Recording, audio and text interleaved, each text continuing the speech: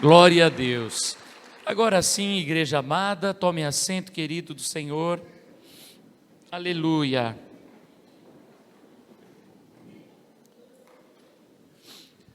Louvado seja o Senhor. Eu gostaria que você abrisse a sua Bíblia, Tito, capítulo 1, e o versículo 5, se você tem a sua Bíblia na tua mão, e se não, você pode ler no telão também. Diz assim a palavra do Senhor: por esta causa te deixei em Creta, para que pusesses em boa ordem as coisas que ainda restam, e de cidade em cidade estabelecesses presbíteros, como já te mandei. Amém. O apóstolo Paulo está escrevendo para Tito, e é quase que como uma chamadinha de atenção, porque ele finaliza dizendo, vírgula, como já te mandei.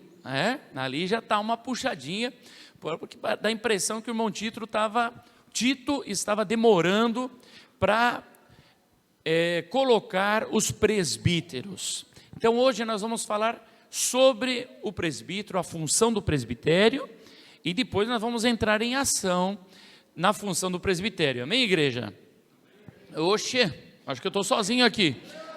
Amém? Olha para quem está do seu lado e diga assim, abre essa boca aí, mano. Oxe. Jesus já ressuscitou, agora aqui já não é mais casa de luto, aqui é casa de vida, de alegria. Glória ao Senhor Jesus. O presbítero, irmãos, ele é uma pessoa consagrada, ungida por Deus, e ele tem uma autoridade delegada. Quando unge o presbítero, ele tem autoridade para pregar, para orar, para realizar casamentos, para celebrar a Santa Ceia, fazer a apresentação de crianças como nós fizemos, para dirigir cultos. Ele tem revestimento da autoridade de Deus. Amém, igreja? Então você que é presbítero, pastor, evangelista, bispo, todos esses títulos fazem parte do presbitério da igreja, né? Um pastor, ele é um presbítero, um evangelista, ele é um presbítero, um apóstolo é um presbítero. Estamos juntos, irmãos? Então a pessoa que é presbítero precisa ter esse entendimento, e a igreja também deve ter esse entendimento de quem é essa pessoa que foi consagrado, quem é essa pessoa que chamamos presbítero, presbítera. Então nós vamos entender um pouquinho quem é essa pessoa.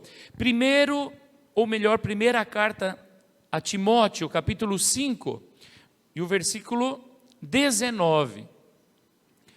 Leia comigo, diz assim, não aceites acusação contra o presbítero, senão com 2 ou 3 testemunhas. Aqui nós vemos que o presbítero, ele é digno de confiança dobrada. Uma coisa é quando há uma acusação contra uma outra pessoa. Essa pessoa fez algo assim, assim. Quando você vai trazer uma acusação contra o presbítero, já diz, não aceite a acusação se não tiver 2 ou 3. Nem incomoda o presbítero se não tiver 2 ou 3 pessoas dizendo, esse homem ou essa mulher não está agindo em conformidade com o presbitério. Não está agindo em conformidade com aquilo que deve ser feito. Por quê? Porque o presbítero, por ele falar muito, como acontece no meu caso, ou prega muito, se expõe muito, e quem muito fala, muito erra, irmãos. Quem muito se expõe, os erros aparecem. Estamos juntos? E aí o apóstolo já está aconselhando, se tiver uma acusação contra o presbítero, tem que ter pelo menos 2, mas o ideal é de 3 para frente, porque senão nem vale a pena. Estamos juntos, irmãos? Presbítero, ele já foi consagrado, existe uma autoridade. Vou dar um exemplo aqui de quando a gente às vezes fala alguma coisa e alguém interpreta fora do contexto ou toma algo no pessoal, né? Esses dias eu falei na igreja de quando a mulher quer que o marido ajude em tudo em casa, e faz o almocinho, e faz não sei o quê, mas na hora que estraga o chuveiro, quem tem que arrumar é o marido. A hora que estraga o carro na estrada, quem tem que se virar é o marido. E alguém já falou: "Ei, teu pastor é machista, não quer que a mulher ajude em casa". Não, irmãos, não é isso que eu estou falando. Quando nós chegamos aqui na Palhoça, eu e a minha esposa tínhamos que trabalhar, porque se eu trabalhar sozinho, não daria conta do recado. Então a minha esposa me ajudava. Então ela trabalhava de segunda a sexta, dando aula pela manhã. E nesse período eu estava em casa, estudava a palavra, mas eu cuidava da nossa bebê.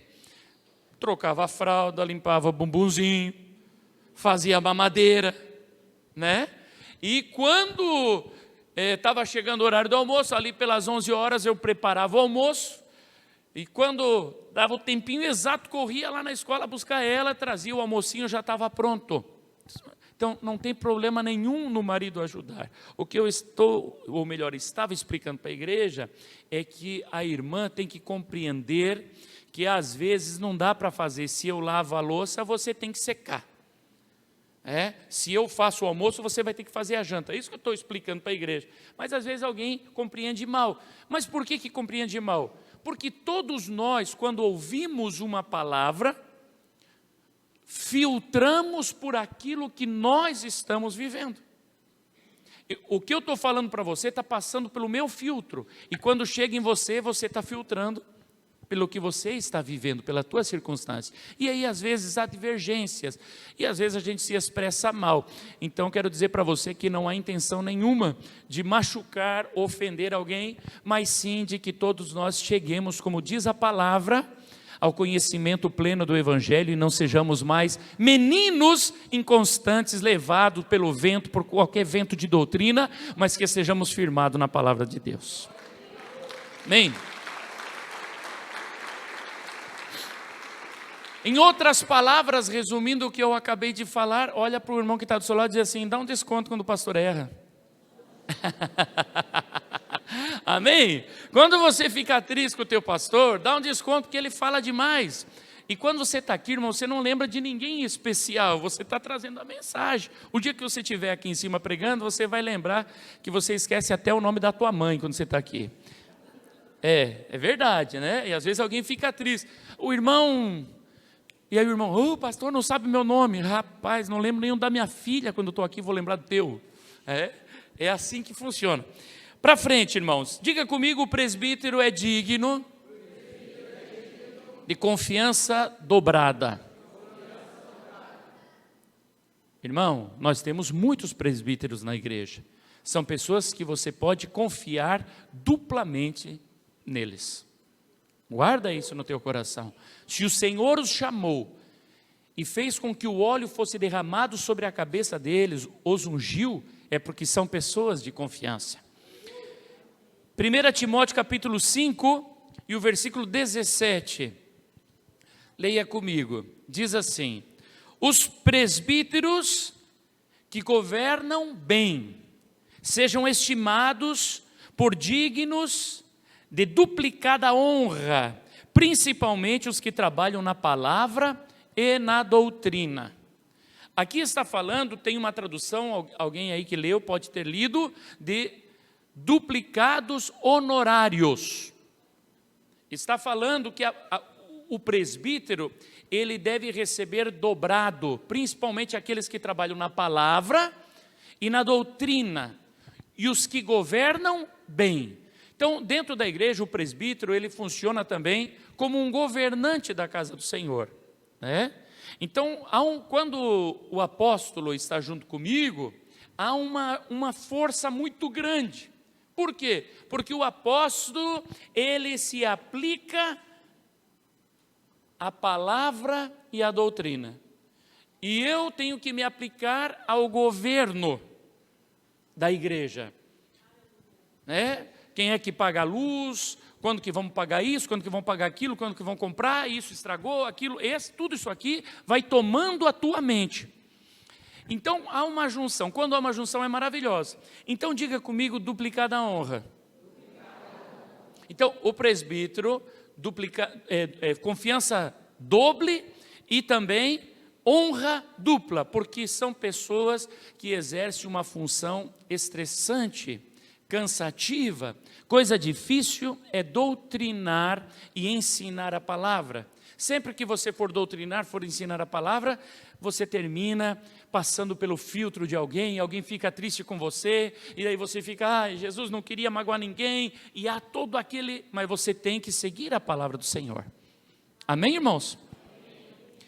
Continua comigo a leitura, Tiago, capítulo 5, versículo 14. Você que já está meio cansado da palavra, fica tranquilo que ela já vai mudar de rumo, irmãos. É só para mostrar quem é o presbítero. Tiago, capítulo 5, versículo 14. Diz assim, está alguém entre vós doente? Chame. Fala alto, igreja, chame. Os presbíteros da igreja e orem sobre ele, ungindo-o com o azeite em nome do Senhor. Amém. O presbítero é a pessoa que está duplamente autorizado a orar pelo doente. Por quê? Porque qualquer irmão, qualquer pessoa pode orar. É o que nós lemos em Marcos 16, a partir do versículo 15. Imporão as mãos sobre os enfermos e os curarão. Todo discípulo de Jesus pode orar, mas aqui está dizendo que se está alguém enfermo, não diz chame um discípulo, chame um irmão, diz chama o presbítero. Ou seja, o presbítero, ele tem um revestimento de autoridade maior para orar, uma autoridade maior para curar os enfermos. Compreende isso? Vem cá, irmão Márcio, vem cá me ajudar, corra aqui, meu filho, vem. Tira essa jaqueta, por gentileza, meu filho. Isso, pode tirar ou não pode? Vem estar escondendo um negócio aí que não é para... Olha aqui, esse aqui é o irmão comum da igreja, ele pode orar, ele já recebeu essa autoridade do Senhor para orar pelos enfermos, certo? Agora o presbítero, põe aqui, recebeu mais uma autoridade, quando a unção se derramou sobre ele, ele foi autorizado duplamente a orar, revestimento de poder e autoridade. Estamos juntos? E outro detalhe nesse versículo que diz assim, ungindo com o azeite, a única pessoa autorizada a ungir é o presbítero. Biblicamente, a única pessoa que pode pegar o azeite e derramar sobre alguém que está doente, derramar sobre alguém que precisa, é o presbítero. E alguém diz assim, ai pastor, mas nós temos o nosso olhinho e nós derramamos por tudo que é lado lá. Pode, mas isso aí é uma delegação que está partindo do seu pastor e da nossa igreja. Porque as igrejas mais tradicionais não fazem isso. Só o presbítero pode ungir. Biblicamente é só o presbítero que unge. Por que nós liberamos? Porque nós não temos presbítero suficiente e nem tempo suficiente para estar em todos os lugares onde é preciso. Então, diante da graça do Senhor, nós dizemos, irmãos, receba, nós consagramos no começo do ano esse óleo, oramos, fazemos a campanha e damos para você, e dizemos, está consagrado, vai, ora, unge. Está entendendo? É sagrado, a unção é algo sério. E às vezes a pessoa vai lá na livraria sozinho, compra um vidrozinho e já sai ungindo. Irmão, não é por aí. Precisa ter direção de Deus. Amém? Obrigado, irmão Márcio. Está duplamente abençoado hoje. E glória. Vamos para frente, irmãos.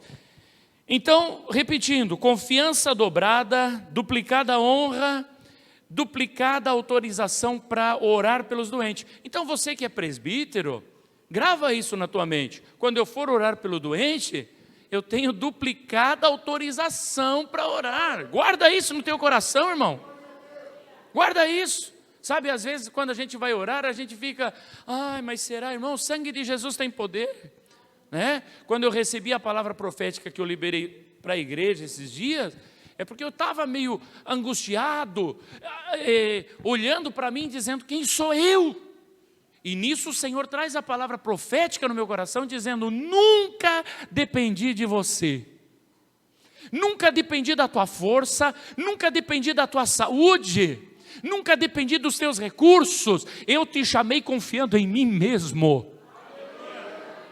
Então quando eu vou orar, eu já não olho mais para mim, eu digo, é no poder do sangue de Jesus. Aleluia! Aleluia! Então, presbíteros, presbíteras que estão aqui, que essa palavra frutifique no teu coração. O Senhor te escolheu, o Senhor te chamou, você é mais do que vencedor, você é poderoso em Deus. Aleluia! Olha só, primeira carta a Pedro, capítulo 5, e o versículo 1.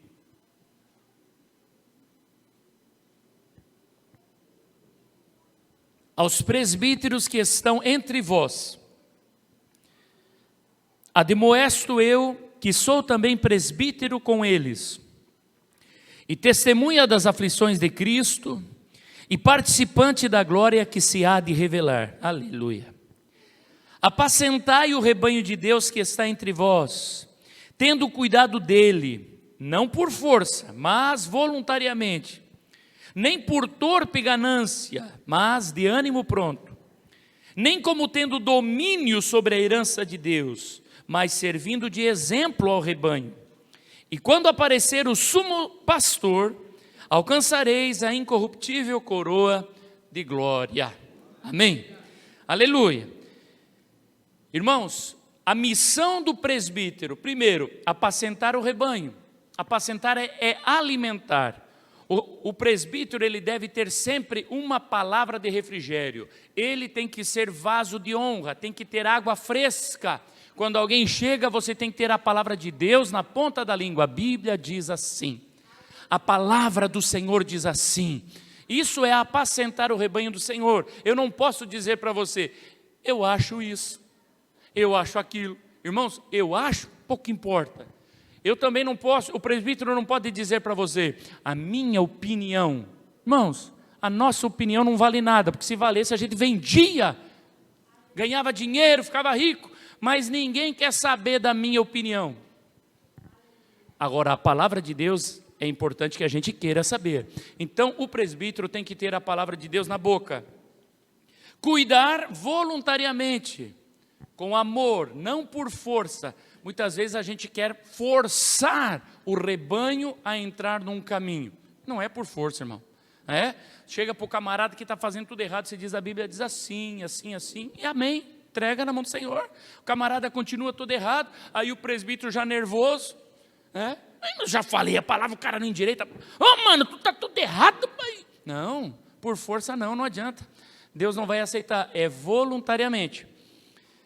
Apacentar e cuidar não por interesses próprios, mas por amor ao Senhor. Eu só estou aqui fazendo uma releitura do que nós acabamos de ler. Não por interesses próprios, porque muitas vezes a pessoa quer entrar no presbitério porque pensa, vou ganhar um dinheiro, vou ter uma boa profissão, eu olho para a caminhoneta do pastor Nai e quero ter uma igual. Essas coisas. Irmão, não por interesse próprio. Você entra no presbitério por amor às almas, por amor ao Senhor. Apacentar e cuidar, não como se fosse dono das ovelhas, mas servo do Senhor. Irmãos, não como se fosse dono das ovelhas. Eu conheço pastores que eles tratam as ovelhas como se fossem donos das ovelhas. Não faz, não vai, não vem aqui, ali e tal. Não, irmão. As ovelhas não são do presbítero, não são dos... Quando eu digo presbítero, está incluído toda essa gente que eu te falei. As ovelhas são do Senhor Jesus. E são livres. Amém? E ser exemplo do rebanho. Olha que difícil, irmão. Ser exemplo dos fiéis, diz a palavra. Coisa difícil, irmão. Coisa difícil é ser exemplo. Meu Deus do céu. Irmãos, eu confesso para vocês. Eu chego em casa, depois de todo o culto, depois de todas as reuniões, e vou dormir e digo, Jesus, tem misericórdia de mim, porque está difícil de ser exemplo, porque eu apronto cada uma, que as pessoas olham e dizem, meu Deus do céu, esse pastor é doido mesmo. Ele fala, meu Deus, por que eu fiz isso? Por que eu fiz aquilo? Não é fácil ser o exemplo dos fiéis. E a missão do presbítero é como todos os demais, receber no final uma coroa incorruptível. Aleluia. Eu gostaria que os nossos presbíteros que estão aqui, todos os presbíteros, né, seja pastor, seja evangelista, é presbítero, fique de pé por gentileza. Todos os nossos presbíteros, né?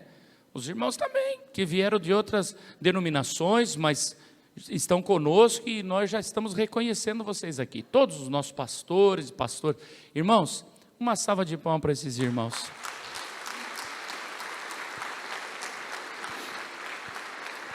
Glória a Deus. Muito obrigado, queridos. Podem tomar assento. Então diga comigo, o presbítero é digno de confiança dobrada, duplicada honra, é duplamente autorizado a orar, é o único autorizado a ungir. Compreendemos quem é o presbítero da igreja? Não é uma pessoa comum, irmãos, ou melhor, é uma pessoa comum com revestimento a mais. Amém? Agora olha só a situação. Lucas capítulo 12, versículo 48. Abra aí, leia comigo. Lucas 12, 48. Mas o que a não soube e fez coisas dignas de açoites, com poucos açoites será castigado. E a qualquer que muito for dado, muito se lhe pedirá. E ao que muito se lhe confiou, muito mais se lhe pedirá. Você já compreendeu tudo aqui. Você já entendeu. Você já compreendeu. A situação não é fácil para o presbítero. Aqui está dizendo, qualquer pessoa que fizer algo errado, mesmo não sabendo, vai pagar o preço. O Senhor vai castigar. Aí eu fiz errado, não sabia. Vai ter um castigo menos severo, mas será castigado, é o que está dizendo. Esse é o nosso Deus, irmão. Aí eu não sabia, não, mas vai apanhar do mesmo jeito. É o que está dizendo aqui. Só que daí ele diz assim, agora, quem recebeu mais, vai ser cobrado mais. Então, o presbítero, ele recebeu mais. Honra dupla, honorários duplicado, mais autoridade para orar, mais conhecimento, que o Senhor traz revelação, o Senhor traz a palavra profética na sua mente, ele recebeu mais, e aí ele faz errado, castigo dobrado. É isso. Estamos juntos, igreja? Por isso, irmãos, que quando a gente começa a ler a palavra de Deus e começa a entender quem somos no Senhor, a gente diz, precisamos andar nos trilhos, precisamos puxar a rédea para não fazer o que não é correto. Amém? Ou seja, nós precisamos estar atentos à maneira como nós realizamos a missão que nos foi dada. Nós precisamos estar muito atentos à maneira como estamos conduzindo, como eu estou pregando, como eu estou orando, como eu estou entregando a palavra profética, como eu estou cuidando do rebanho do Senhor. E isso, ele é válido, irmãos, para todo irmão, para o presbitério mais, porque já está na frente, mas todo irmão que vai cantar um hino especial, né? Pastor, eu quero cantar um hino. Amém, vem, canta o teu hino. Como que você está cantando? Alguém que vai trazer uma palavra, alguém que vai dirigir um culto, alguém que vai tocar um instrumento, tudo que você vai fazer na casa do Senhor, como está o teu coração? Essa palavra é importante. E dentro disso, eu vou encerrar algo que iniciamos ontem, e e que para toda a igreja será frutífero hoje, mas para os irmãos que estiveram ontem, haverá uma clareza de um ponto diferente também, que não cabe para os demais. Quando eu vou orar por alguém, irmãos, né? Suba aqui, Robson, vem cá, meu filho, vem cá. Esse aqui é o meu exemplo favorito. Vou orar pelo Robson. E há um desejo no meu coração, eu quero que o Robson caia. Quem já viu os irmãos caindo aí na igreja? Quase todo mundo. Por que eu quero que ele caia? Por quê? E esse desejo há no nosso coração. Vou orar, vai cair. Eu quero que o homem caia. Por quê? Então, irmãos, eu preciso examinar o meu coração. Se eu desejo que ele caia para mostrar para os outros como eu sou poderoso, então algo vai mal aqui dentro do meu coração. E essa minha atitude está sendo digna de reprovação. Mas no sentido de me exaltar, não no sentido de demonstrar o poder. Se eu quero demonstrar o poder de Deus, está tudo certo. Mas se há dentro de mim, no meu coração, esse povo vai ver como eu sou poderoso em Deus, vai cair aqui. E aí o camaradinho já começa a empurrar. Só falta colocar tranca atrás para o camarada cair. Se eu estou fazendo isso com esse intuito no meu coração de, olha como o pastor Nai é poderoso, isso é reprovável diante de Deus. Deus não tem prazer. E eu vou estar causando dano para ele, para esse irmão, vou estar causando para o rebanho e um dano ainda maior para mim mesmo. Por isso que eu preciso examinar o meu coração. Como que eu posso saber se o desejo do meu coração em que esse irmão caia está de acordo com a vontade do Senhor? Examinando esse meu desejo pela palavra de Deus. Então abra aí a sua Bíblia, Gênesis capítulo 2, versículo 21. Gênesis 2, 21. Olha o que diz. Então o Senhor Deus fez cair um sono pesado sobre Adão, e este adormeceu, e tomou uma das suas costelas e cerrou a carne em seu lugar. Amém. Irmão, quando a pessoa cai, ela cai num sono profundo. A pessoa que cai num sono profundo. Se no meu coração há um desejo profundo, que essa pessoa caia e que o Senhor faça algo maravilhoso na vida dele. Por que Adão caiu? Por que caiu em sono profundo? Porque Deus ia tirar algo de dentro dele e fazer algo maravilhoso. Se esse desejo está dentro do meu coração, maravilha, então eu estou começando a andar no caminho. Agora olha só, porque Deus, quando derruba ele, fez a coisa, Adão, ele fez a coisa mais maravilhosa do mundo, fez a mulher para Adão.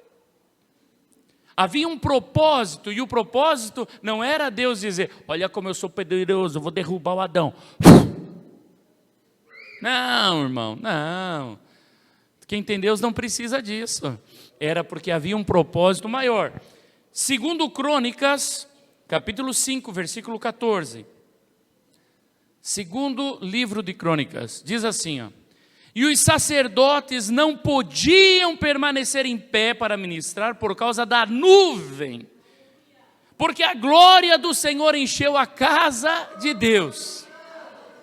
Então, quando começa aqui o reboliço, né? O fogo a cair, e eu começo a desejar no meu coração, eu quero que o Robson caia, eu quero cair também, eu quero que caia. Por quê? Porque eu quero ver a glória do Senhor. Então, meu coração está dentro daquilo que Deus quer.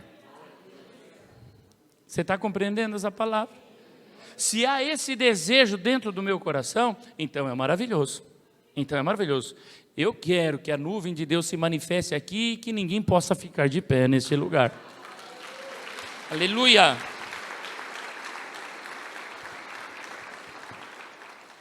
Daniel capítulo 10, versículo 8. Daniel 10 e 8. Fiquei, pois, eu só a contemplar esta grande visão, e não ficou força em mim. Transmudou-se o meu semblante em corrupção, cara de assustado, de apavorado, e não tive força alguma. Diga comigo assim: semblante em corrupção. Você sabe o que é corrupção? É quando alguém entrou em estado de corrupção, de decomposição, começa a se torcer, começou a ficar feio. Irmãos, muitas vezes você olha para uma pessoa e a pessoa está fazendo algumas coisas meio estranhas. E você, sai demônio! E a vez não era, irmão. Não era. Quando a presença do Senhor é muito forte, a carne do homem que é pó pode transfigurar. Nós acabamos de ler aqui, ó. Ele não teve força. E aí diz: contudo ouvi a voz das suas palavras, e ouvindo o som das suas palavras, eu caí sobre o meu rosto, num profundo sono, com o meu rosto em terra. Estamos juntos?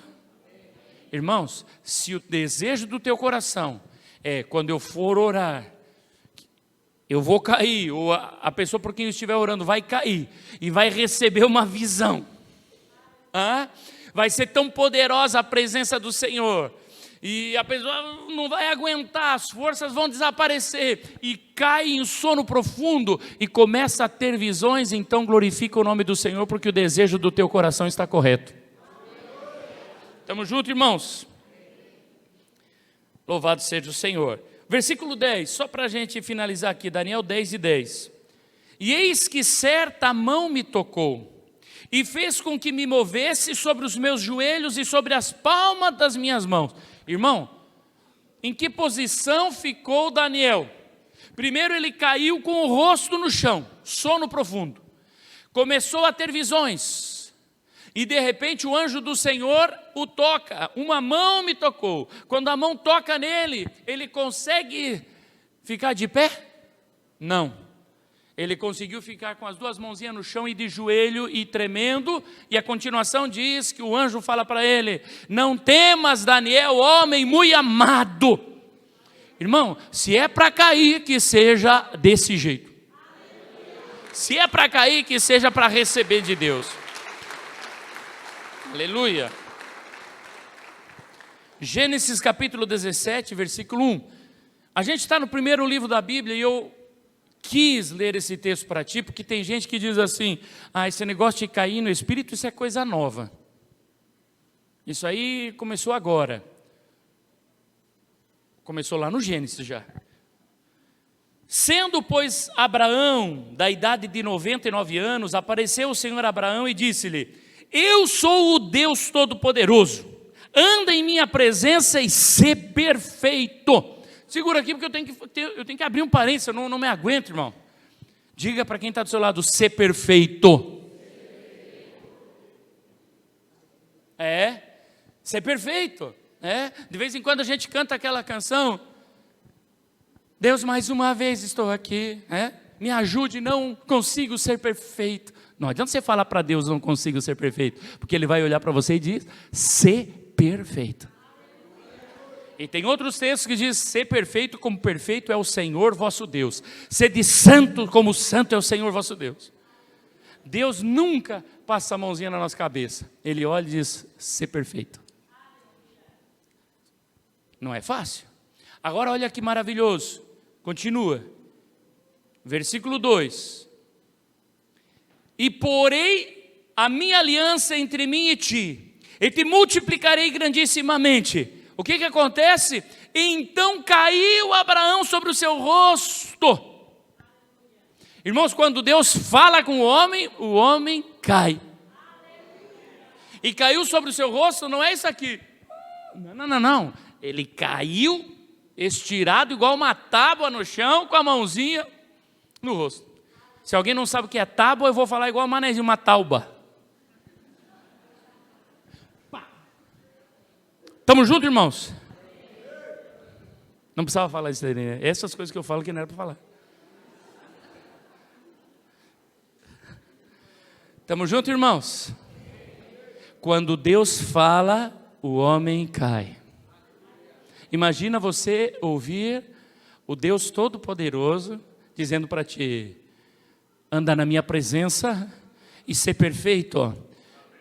Porém uma aliança entre mim e ti. Ah, não aguenta, irmão. Cai.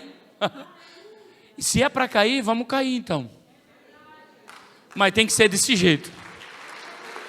Aleluia. Versículo 3, vamos repetir. Então caiu Abraão sobre o seu rosto, e Deus continua falando com ele. E falou Deus com ele dizendo: quanto a mim, eis a minha aliança contigo, serás o pai de muitas nações. O que Deus estava falando? Deus estava dando para ele uma promessa de algo impossível. Porque ele já estava velho, 99 anos. Não funcionava mais como homem, diz o texto. A sua esposa estéril e de 90 anos. E o Senhor olha, chega para ele e diz assim: serás pai de muitas nações. Irmãos, ele não aguentou poder, não aguentou alegria, perdeu as forças e caiu no chão. Quando eu vou orar por alguém e eu desejo que essa pessoa caia, eu preciso me perguntar: por quê que eu quero que essa pessoa caia? Porque Deus quer que a gente caia na sua presença, mas é por um motivo maravilhoso, irmãos. É por um motivo lindo, não é pelos meus orgulhos. Estamos juntos? Porque eu sopro sobre as pessoas quando eu vou orar. Por que muitas vezes o presbítero chega perto de você e sopra?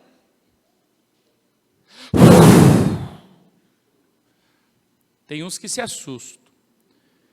Eu lembro a primeira vez que eu tomei a decisão de soprar sobre uma irmã. Foi lá na igrejinha, estava lá reunido aquele povo orando, e nós orando e clamando e tal.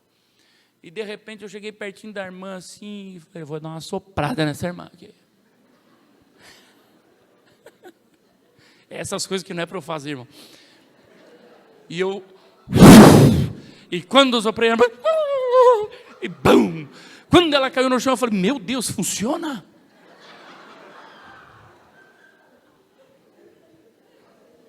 É. E nós já vamos ver por que funciona. Jó, capítulo 27 e o versículo 3. Jó 27, 3. Que enquanto a mim houver alento e o sopro de Deus nas minhas narinas, não falarão os meus lábios iniquidade, nem a minha língua pronunciará enganos. O sopro de Deus é a vida. O homem que está morto em seus delitos e pecados, quando ele recebe o fôlego de vida, ele fala como Jó: enquanto tiver o fôlego de Deus em mim, não falarei iniquidade, não pronunciarei enganos. Porque é só assim, cheio do sopro, do alento de Deus, que o homem consegue viver sem enganar. Porque a nossa tendência, como homem caído da glória de Deus, é enganar, é passar perna, é pronunciar mentiras. Mas quando estamos cheios do fôlego do Espírito Santo de Deus, a mudança é em nós. Êxodo capítulo 15, versículo 8, diz assim a palavra do Senhor: e com o sopro de tuas narinas amontoaram-se as águas, as correntes pararam como um montão, os abismos, o que diz aqui? Coalharam-se no coração do mar. Eita, eu gosto dessa palavra, coalhou. Sabe? Os gaúchos falam assim, quando tem muita gente, estava coalhado de gente. É? Irmãos, eu acho que Moisés, quando escreveu o Êxodo, acho que ele era meio gaúcho, porque ele falou: coalhou os abismos. Olha só que coisa linda. O inimigo dizia: perseguirei, alcançarei, repartirei os despojos, fartar-se-á a minha alma deles, arrancarei a minha espada, a minha mão os destruirá. Sopraste com o teu vento, o mar os cobriu, afundaram-se como chumbo em veementes águas. O que esse texto está falando? O sopro de Deus traz livramento e destrói os nossos inimigos. Quando o presbítero sopra sobre você, está destruindo o inimigo, está trazendo livramento. Coisas que você nem sabia que iriam acontecer, o Senhor trouxe livramento sobre a tua vida. Números capítulo 11, versículo 31. Números 11, 31. Então soprou um vento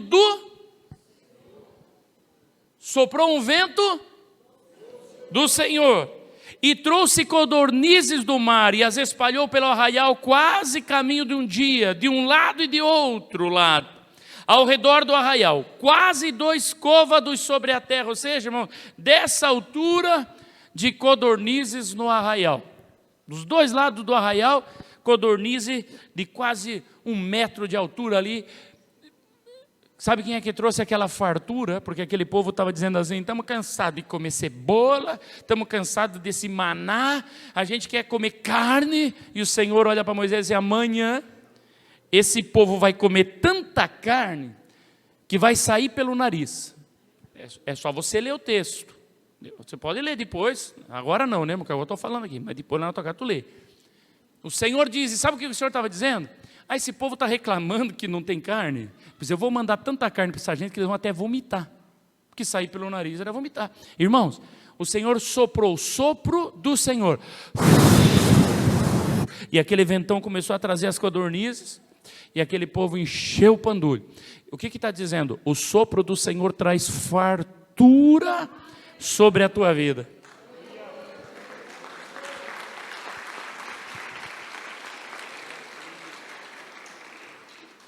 Aleluia.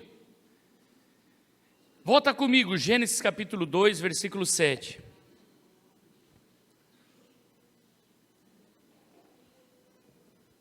E formou o Senhor Deus o homem do pó da terra, e soprou em suas narinas o fôlego da vida, e o homem foi feito alma vivente.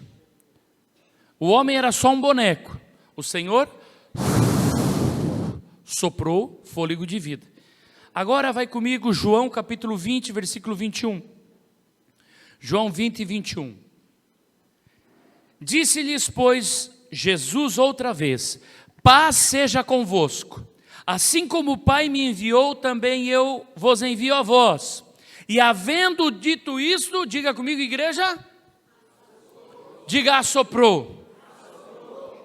Sobre eles e disse-lhes: recebei o Espírito Santo. Aqueles a quem perdoardes os pecados, lhes são perdoados, e aqueles a quem os retiverdes, lhes são retidos. Este texto tem uma ligação direta com o Gênesis. Aqui nós vemos Deus dá a vida ao homem. No Gênesis, Deus dá vida ao homem soprando. E agora nós vemos o Senhor Jesus Cristo replicando a ação do Pai. Deus Filho replicando a ação de Deus Pai. Ele chega na casa e ele encontra os discípulos que fugiram do ministério. Ele encontra os discípulos que negaram a Jesus. Ele encontra os discípulos que estavam amedrontados e escondidos. E ele diz: Pai seja convosco. E tendo dito isso, assim como o Pai me enviou, eu envio a vós, recebei o Espírito Santo. A partir daquele momento, aqueles discípulos que tinham andado com Jesus, tinham visto curas, tinham visto milagres, tinham visto multiplicação, mas eles não operavam nada. A partir desse momento que receberam o sopro de Jesus Cristo, eles começam a operar milagres e se tornaram discípulos verdadeiros. Ou seja, vivos para Deus. Você compreende essa palavra?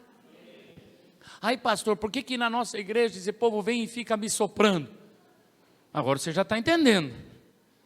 Pastor, eu perguntei ontem para os irmãos, por que quando eu vou orar por alguém eu quero soprar na pessoa? Né? Eu perguntei várias vezes, mas ninguém quis me responder. Mas agora a gente já está entendendo. A gente deve desejar soprar na pessoa para transmitir todas essas coisas que nós acabamos de ler. Que o Senhor traga provisão, que o Senhor destrua os inimigos e, acima de tudo, recebei o Espírito Santo. Será que você pode dar um glória a Deus? Aleluia. Eu vou repetir contigo o versículo 23. Aqueles a quem perdoardes os pecados lhes são perdoados, e aqueles a quem os retiverdes lhes são retidos. O Senhor, quando sopra sobre os discípulos, lhes dá autoridade para dizer: perdoados sejam os teus pecados.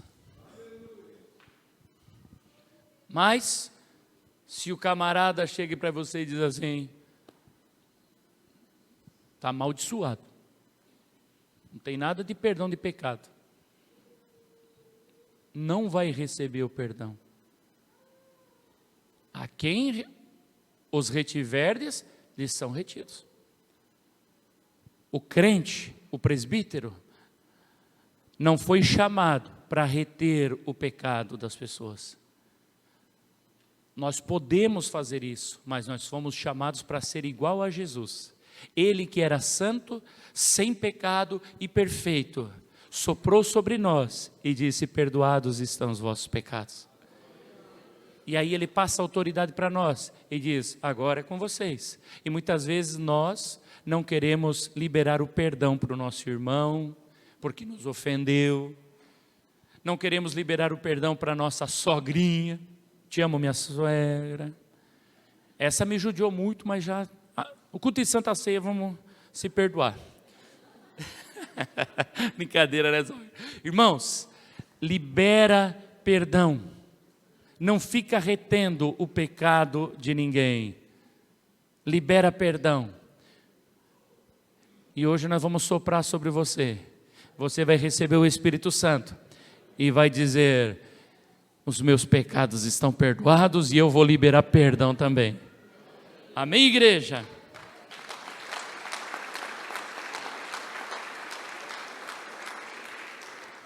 Quando eu for soprar sobre alguém, eu preciso ter em mente que esse ato é espiritual. Quando eu for soprar, é um ato espiritual. E eu estou replicando o ato do Senhor Jesus, assim como o Senhor Jesus replicou o ato do Pai. Eu estou soprando espírito de vida, para trazer vida, para destruir o inimigo, para trazer livramento, provisão e também transformação. Amém, igreja? E eu quero colocar aqui a última doutrina para você nesta noite. Abra a Bíblia, Hebreus capítulo 6, versículo 2.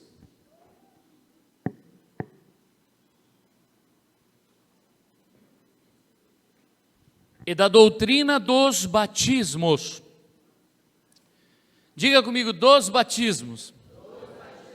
Eu só vou abrir um parênteses aqui, porque nós não vamos falar hoje de batismo. Mas tem gente que não compreende isso, mas existe o batismo em águas, existe o batismo com o Espírito Santo e existe o batismo com fogo. Outro dia a gente vai falar. É uma doutrina da igreja. O crente, o que serve ao Senhor, precisa ser batizado em águas, precisa receber o batismo com o Espírito Santo e precisa receber o batismo de fogo. Eita glória! Quem aqui já recebeu os três? Alguns estão em dúvida, né? Tem muita gente dizendo assim: eu nem sabia que tinha o outro. Mas nós vamos chegar lá, irmãos. Aí tem a doutrina da ressurreição dos mortos, que já falamos algumas vezes, e do juízo eterno. Mas hoje nós vamos falar da doutrina da imposição das mãos. Eu não gosto quando o pastor vem e põe a mão na minha cabeça e estraga o meu penteado. Aí eu fiz chapinha hoje, fiz o cabelo, o pastor veio e tá. E os homens, mas aí eu passei o gel, o pastor chegou e... Então ontem eu estava orientando os irmãos, né, que quando a gente for orar, irmão, tenta orar mais suave, né? Mas irmão, não se atribula não, se alguém chegar e pôr a mão com toda a força aí, glorifique e receba. Vamos lá. 1 Timóteo 4, versículo 14. 1 Timóteo 4, 14. Não desprezes o dom que há em ti, o qual te foi dado por profecia, com a imposição das mãos do presbitério. Ou seja, quando se impõe as mãos sobre alguém, entre tantas coisas, consagrar. Vai ser consagrado ao presbitério, vai ser consagrado ao diaconato, vai ser consagrado como uma liderança num pais e filhos, no ministério de teatro, uma consagração, imposição de mãos. Estamos juntos? Marcos capítulo 10, versículo 16. Diz assim, Marcos 10, 16. E tomando-o nos seus braços, e impondo-lhe as mãos, os abençoou. As crianças estavam correndo para lá e para cá, e Jesus pregando, e os discípulos começaram a se incomodar. Às vezes a gente está pregando, e tem umas criancinhas correndo para lá e para cá, e tem algum discípulo incomodado, né? Tem algum discípulo, será que o pastor não está vendo e tal? E o Senhor Jesus estava ali observando, e os meninos para lá e para cá, e aí, sai daqui, piá, sai daqui.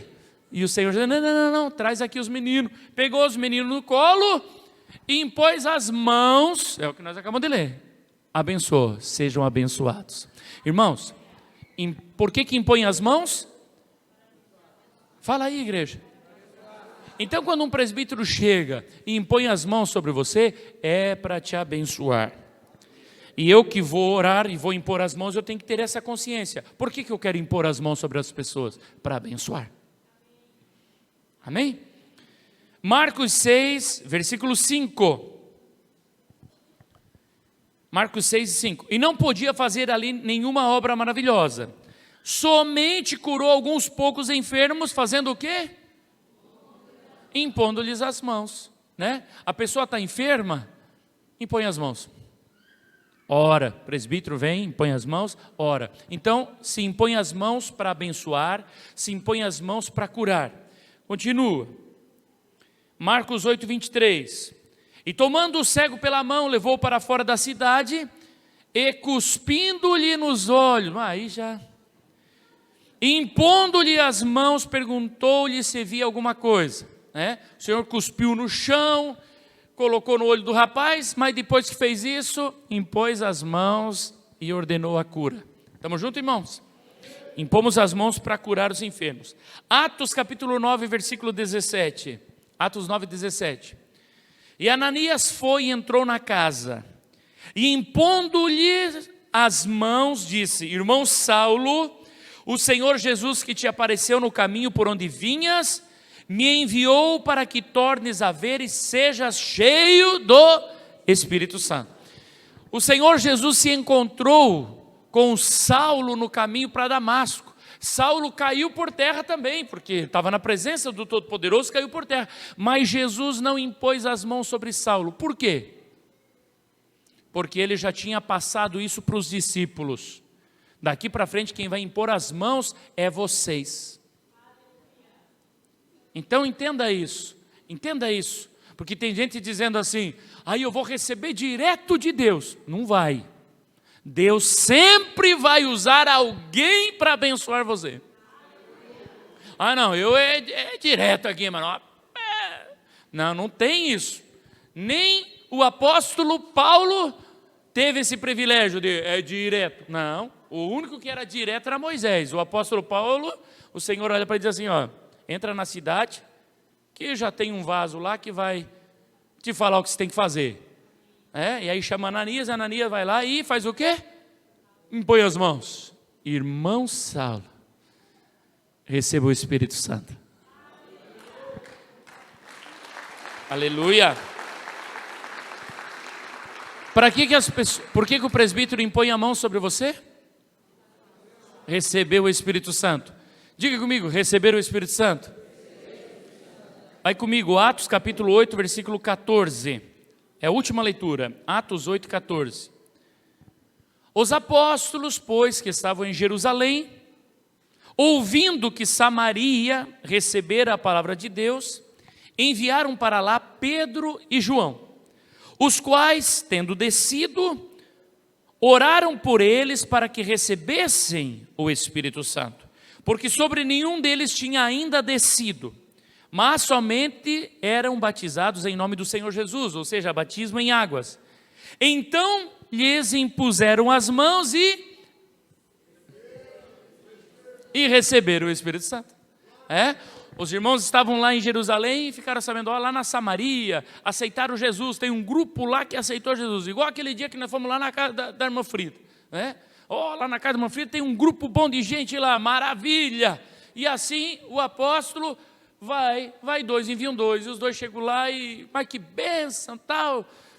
Tem outra situação em que o apóstolo pergunta, já receberam o batismo com o Espírito Santo? E eles dizem, nós nem sabia que tinha Espírito Santo. Está na Bíblia.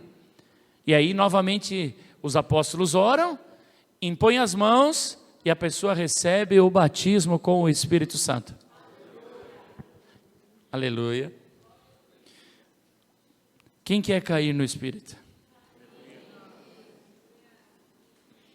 Quem quer cair no Espírito? Quem quer cair no Espírito? Aleluia. Tem um irmão aqui na nossa igreja que ele zombava, ele vinha, ele não era bem convertido, e ele zombava, essas pessoas ficam se jogando no chão, nada a ver, olha só.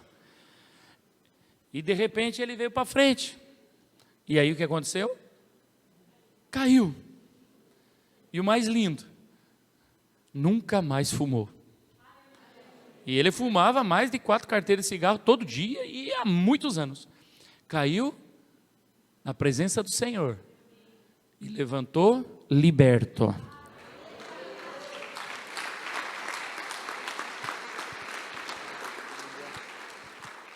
Aleluia. Quem quer receber uma soprada aí, irmãos?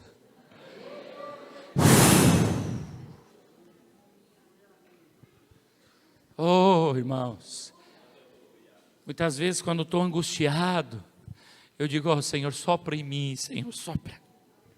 Sopra fôlego de vida, renovo, fortaleza, sopra, Senhor, o teu alento. Porque na presença do Senhor, no sopro do Senhor, somos vivificados.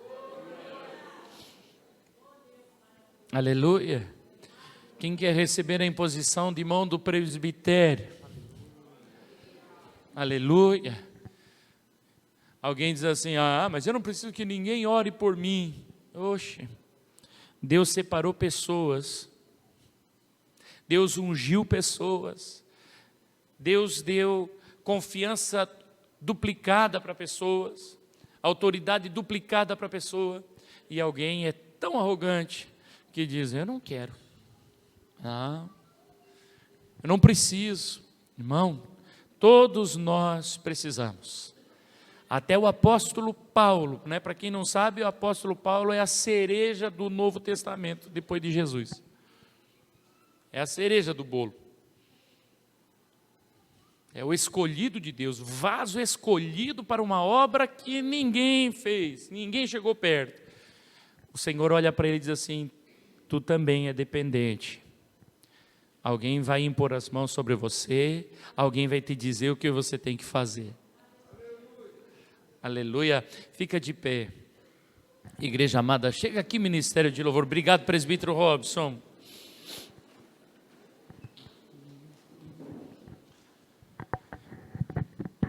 Quero chamar aqui na frente todos os presbíteros, todo o presbitério, todos os irmãos que oram comigo.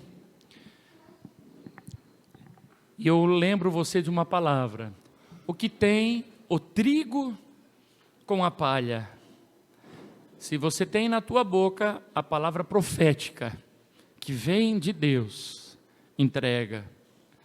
Se há em você fôlego de vida, sopra. Se há o desejo no teu coração de ver a glória sendo manifestada, impõe as mãos.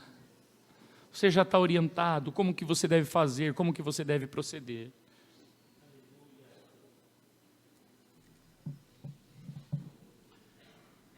E eu quero chamar aqui na frente os irmãos que precisam de uma cura, de uma libertação,